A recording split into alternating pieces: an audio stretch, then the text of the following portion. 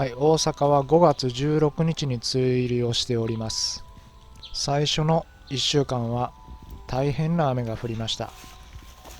ただ先週は晴れの日が非常に多くて、じゃがいもの畝もこうやって乾いてきています。そして葉が枯れ出しているじゃがいもも見受けられます。ですので晴れが続いて、土が乾いている環境ですので、葉っぱが枯れ出しているじゃがいもを収穫していきたいと思います。今年はちょっと個体差がありまして、まだ葉っぱが青々と茂っているじゃがいもも見受けられます。ついこの間までこれ花が咲いていました。こういうやつは本格的に雨が降り出すまで成長させようと思います。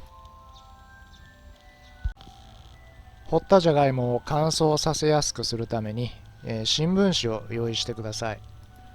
新聞紙がじゃがいもの泥の水分を吸ってくれます。それでは早速収穫していきましょう。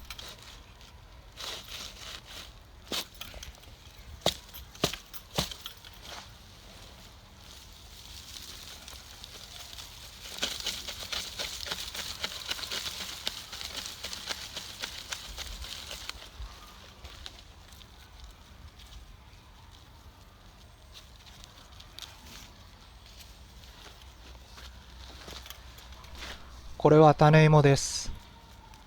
梅雨入り直前、あれだけの雨が降ったんですけども、まだ腐ってはいません。まだしっかりして養分を含んでいるようです。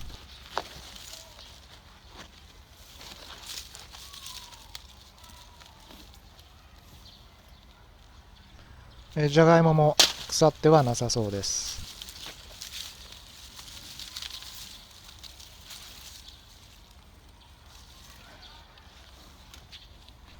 はい、緑化したじゃがいもです。緑化してしまったじゃがいもは毒があるので絶対に食べないでください。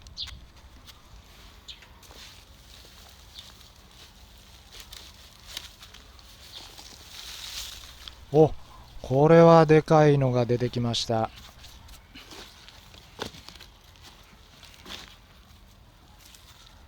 250g ぐらいはあるんじゃないでしょうか。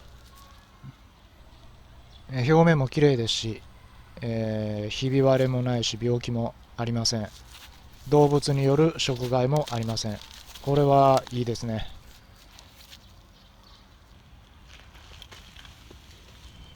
まず一つ目のじゃがいもから収穫したじゃがいもです。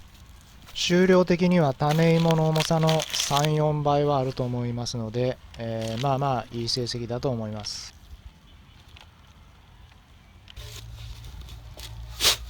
2つ目を収穫します。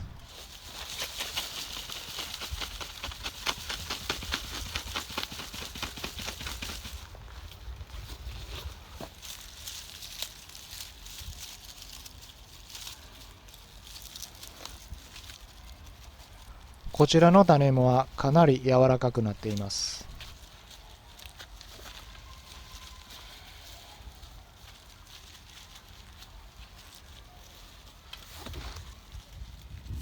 ちょっと少ないですけど腐ってはいません。3つ目を収穫します。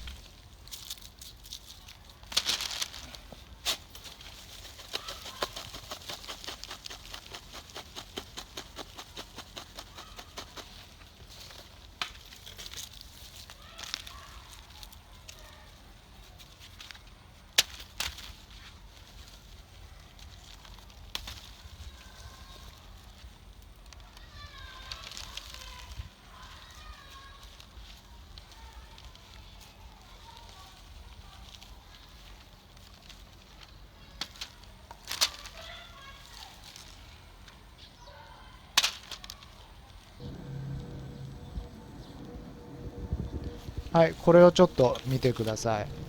これを見るとじゃがいもの育ち方っていうのがよくわかると思います。この茶色いやつ、これが種芋です。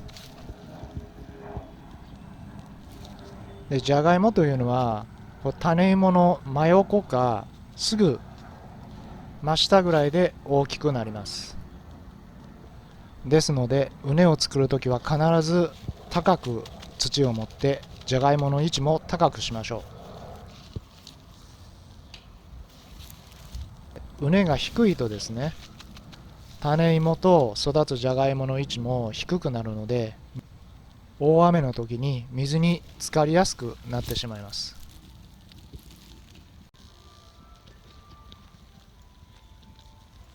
はい、結局今日は6つの種芋からこれだけのじゃがいもが収穫できました。これかなり大きな北あかりです。ついでに人参も収穫してみました。最初にも言いましたけど、梅雨入りが非常に早くて、大変な雨も降ったので、非常にじゃがいもの出来は心配していましたが、なんとか大雨に耐えてくれて、これだけ収穫できてよかったと思います。で、あと、このように葉っぱが茂っているやつもありますので、週間天気予報を見ると、まだ雨も少ないということですので、もう少ししばらく成長するのを待って、本格的な梅雨入り前に全て収穫しようと思います。はい、やはりポイントはですね、畝を高くして、じゃがいもの位置も高くして、大雨でも水に浸からないようにするということが大事だと思います。